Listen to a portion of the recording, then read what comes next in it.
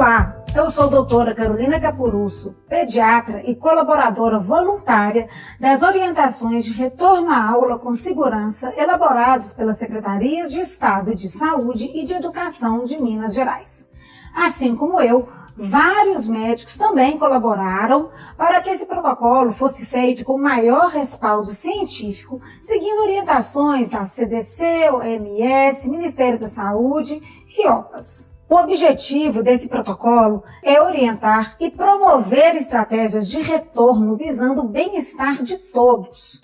Sabemos que a infecção pelo novo coronavírus, ou SARS-CoV-2, está desde o final de 2019, sendo que no fim de março a OMS considerou pandemia.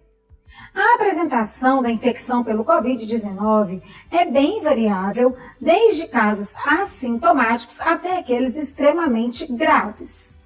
Outro fator importante a considerar é que crianças de 0 a 19 anos têm sim um quadro bem mais benigno, sendo que 85 a 95% evolui de forma assintomática, leve ou moderada na fase aguda da doença. As condições de segurança e de saúde são extremamente necessárias para que esse retorno seja feito com consciência e seguro para toda a comunidade escolar. O diálogo contínuo entre pais, professores, gestores, unidades básicas de saúde e mesmo autoridades sanitárias locais são muito importantes, assim como a capacitação de todos no entendimento dessa nova infecção. O que é importante a gente esclarecer para todos sobre os grupos de riscos, os sinais e sintomas, meios de transmissão, formas de prevenção e, obviamente, detecção e isolamento de casos suspeitos e confirmados para que não haja uma grande manifestação dessa doença. Quais seriam, então, os grupos de risco em pediatria? Seriam aqueles pacientes que podem evoluir, sim, com formas graves, e esses, preferencialmente, devem permanecer no ensino remoto ou comparecerão ao retorno presencial com liberação do médico para que haja esse conjunto médico, escola e família. São eles: lactentes até 1 ano, crianças portadoras de doenças crônicas como cardiopatias, pneumopatias, nefropatias e tantas outras, malformações complexas, síndromes genéticas como, por exemplo, a síndrome de Down, pessoas com imunidade baixa, seja primária, secundária ou mesmo por uso crônico de medicações e, claro, aqueles que têm condições especiais de saúde. Já os colaboradores e funcionários que se enquadram no grupo de risco, eles devem permanecer suspensos das atividades presenciais e realocados para algum serviço remoto. São eles: pessoas acima de 60 anos, gestantes, portadores de doenças cardíacas, pulmonares ou mesmo diabetes descompensadas, aqueles que têm doenças renais e hepáticas em estágio avançado, síndromes cromossômicas, alterações na imunidade e imunossupressão também secundária a doenças ou medicamentos, assim como a obesidade, que seria considerada o IMC acima de 40 kg por metro quadrado. Quais seriam os sinais e os sintomas da Covid-19, então, para que nós fiquemos alertas? Dor de cabeça, dor de garganta, perda de olfato e do paladar, náuseas, vômitos, diarreia, diminuição do apetite e, claro, os mais importantes e frequentes: febre, tosse e a própria dificuldade para respirar. Um fator importante é a gente definir o que seria essa síndrome gripal para que essas pessoas entrassem em isolamento e procurassem o atendimento médico da forma mais rápida possível. Bom, essa síndrome gripal ela é caracterizada por indivíduos com 2 ou mais dos seguintes critérios: febre, calafrio, dor de garganta, dor de cabeça, tosse, coriza e alterações do olfato e do paladar. Como se dá, então, a transmissão da Covid-19? Sabemos que o principal meio de transmissão é através das gotículas de saliva, espirro, tosse e catarro, Isso pode acontecer por contato direto com a pessoa contaminada, como por exemplo aperto de mãos, posterior contato com olhos, nariz e bocas, ou mesmo contato com superfícies que estejam contaminadas e, claro, depois colocar na sua boca, olhos e nariz sem realizar a higienização. Quais seriam, então, as medidas preventivas da Covid-19 para que nós tenhamos segurança no retorno escolar? Primeiro e o principal é o distanciamento social. Consideramos que 1,5 metro, de acordo com as diversas orientações, seja necessário para que haja essa medida preventiva eficaz. Depois, o uso de máscaras e protetores faciais por todos. Lembrando aqui que aquelas crianças abaixo de 2 anos não é recomendado a utilização de máscaras. E para os demais, tem que ter uma conscientização do uso adequado destes. Além disso, a limpeza frequente das mãos e das superfícies é extremamente importante. Etiqueta respiratória, ou seja, cobrir a boca ao tossir, não olhar para a pessoa quando estiver tossindo também é de suma importância, assim como o isolamento dos casos suspeitos e confirmados, assim como dos contatos que tiveram com essa pessoa. Falando um pouco da higienização das mãos. O que tem que ser feito? Ela deve ser frequente, utilizando água e sabão ou álcool gel, pelo menos por 20 segundos e secar com papel ou toalha descartável. Essa higienização frequente tem que ser na entrada da escola, na entrada da sala de aula, assim que tiver contato com alguma superfície, após ir ao banheiro, após receber o seu lanche, e sempre orientada pelos funcionários e responsáveis por aqueles estudantes. Enquanto às máscaras, a gente tem que ter clareza que antes de colocar a máscara é necessário higienizar as nossas mãos. As alças, elas devem ficar atrás da orelha ou da cabeça. É importante que cubra completamente a boca e o nariz, sem deixar os espaços nas laterais. Também é muito bom frisar que a gente não deve tocar a parte da frente da máscara para não contaminá-la. E retirá-la através dos elásticos ou tiras laterais, sem encostar na frente, evitando também o uso de maquiagem ou base durante a utilização da máscara para que não haja maior contaminação. E a troca e a lavagem das máscaras, ela é fundamental. Nós devemos trocar as máscaras sempre que ela estiver úmida, suja, danificada, se você tiver com dificuldade para respirar. E claro, as máscaras descartáveis devem ser trocadas após 3 horas de uso. Já as máscaras de tecido, elas podem ser reutilizadas até 30 lavagens. Essa lavagem desse tecido, ela deve ser separada das demais roupas. O ideal é que deixe em molho em uma solução água sanitária. Essa solução, ela pode ser feita com 2 colheres de água sanitária para cada litro de água. E após esse molho, enxaguar bem e depois de seca, passar com ferro quente. Dessa forma, você pode utilizar a sua máscara de tecido com bastante segurança.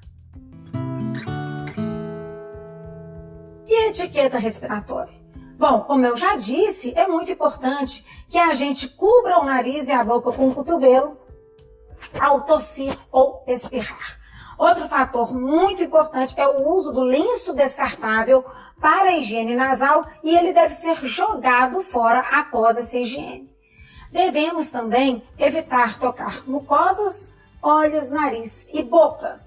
E, óbvio, realizar a higiene adequada das mãos após tossir ou espirrar. Um tópico também de super importância é o isolamento de casos suspeitos e confirmados.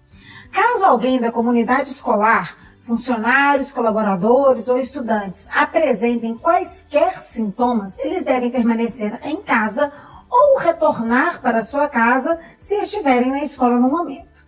Também é importante que sejam comunicadas à escola e às autoridades locais para que sejam feitas as estratégias adequadas. Além disso, o paciente deve ir à unidade básica de saúde para que seja atendido por um serviço médico. Sabemos que a síndrome inflamatória multissistêmica pediátrica é rara, mas temos alguns casos, sim, na faixa etária pediátrica. Para definição de caso e condução, vocês podem acessar a nota técnica da Secretaria Estadual de Saúde no seu site. E as crianças que apresentarem as definições de caso para síndrome inflamatória multissistêmica, elas devem ser afastadas das suas atividades, procurarem o atendimento médico o mais rápido possível e, claro, deve ser realizada a notificação pelos estabelecimentos de saúde e ou vigilância epidemiológica municipal. Para o manejo, então, dos casos suspeitos e confirmados, nós temos basicamente 3 situações que merecem atenção.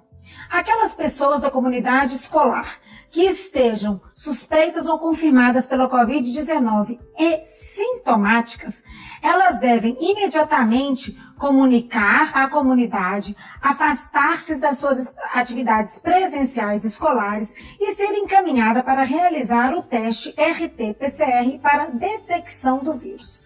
Claro, a avaliação dos contatos próximos também se faz necessária. Quando que a gente pode voltar com essas pessoas que foram sintomáticas? Considera-se seguro o retorno após 10 dias dos primeiros sintomas ou 20 dias para aqueles que tiveram sintomas graves, desde que estejam 24 horas sem febre e, obviamente, sem o uso de algum medicamento para baixar a febre e desde que estejam sem nenhum sintoma respiratório. Já aquelas pessoas com casos suspeitos ou confirmados da Covid-19, mas encontram-se assintomáticas e apenas tiveram seu exame positivo, elas também devem comunicar à escola, às autoridades, afastar-se das suas atividades presenciais e, claro, fazer o controle do teste RT-PCR, assim como a avaliação dos contatos próximos dessa pessoa. Quando que o assintomático poderá ter o seu retorno presencial? Ele poderá voltar desde que esteja 10 dias desde a coleta do exame que veio positivo para a Covid-19 e, se em algum momento ele apresentar qualquer sintoma, ele se enquadra nos casos de pessoas sintomáticas devendo seguir aqueles critérios. Um terceiro fator importante seria o isolamento de contatos próximos com pessoas suspeitas ou confirmadas do Covid-19. Esse contato próximo é considerado quando alguém com infecção de Covid-19 tem encontrado 2 dias antes a 10 dias depois da data do início destes sintomas ou da data da coleta do exame positivo.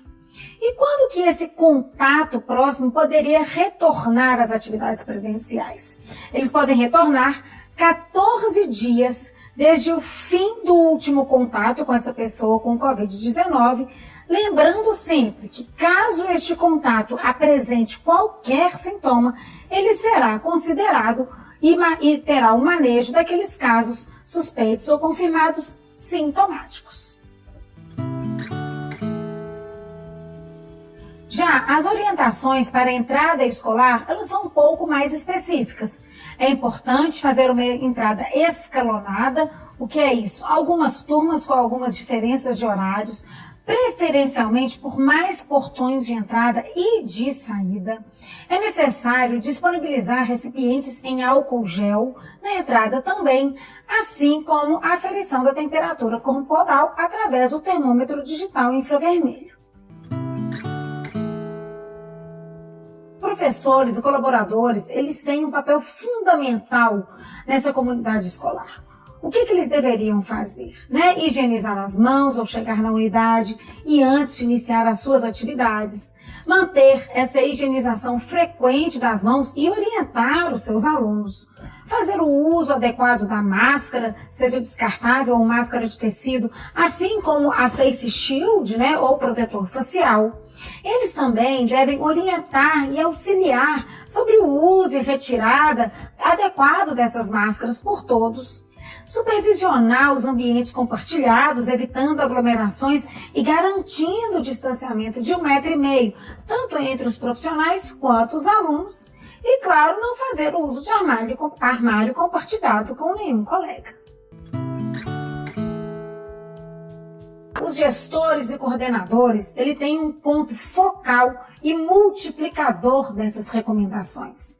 É necessário que eles estabeleçam uma interlocução com os pontos de atenção à saúde, que é a atenção primária de saúde, e acompanhar o retorno dessas crianças ou desse profissional da comunidade. Também é necessário que os gestores orientem sobre a suspensão das atividades presenciais de colaboradores de risco, assim como crianças que se enquadram em risco, garantir o cumprimento das medidas preventivas e, caso seja necessário, realização de reuniões, preferencialmente ao ar livre, por videoconferências ou telefones e mantendo sempre, caso presencial, distanciamento de 1,5 metro. O reconhecimento e a notificação dos casos de síndrome gripal, assim como a orientação para procurar atendimento na unidade básica de saúde, também é muito importante que seja realizado por um gestor que mantenha o foco daquela comunidade. Maiores detalhes sobre esses protocolos vocês podem encontrar nos sites das Secretarias Estaduais de Saúde e de Educação. Os nossos compromissos são com a saúde e educação de todos. Obrigada.